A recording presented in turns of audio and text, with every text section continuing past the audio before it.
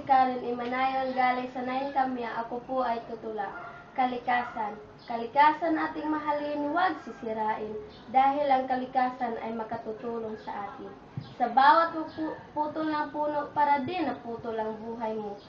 Paano kung walang mga puno, sa panahon ng malaking baha, patay nating pupulutin sa ilog at lawa.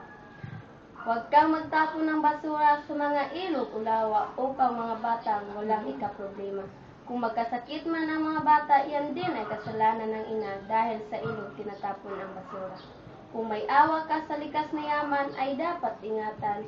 Sa bawat paggamit ng dinamita, maliit na isda ay mawawala na. Kaya mga isda, huwag gamitan ng dinamita upang sa panahon na lumaki sila, tiyak tayo din ang kukuha. Kung iingatan natin ang kalikasan, maganda ang kabuhayan. At sa bawat pagputol ng puno, ito ay kailangan palitan.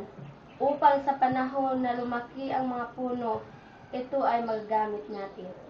Kung ito'y patuloy na gagawin, sa kalikasan, bundok ay nakakalbo, at mga ilog ay maraming basura, at ang maliliit na isda ay mawawala na.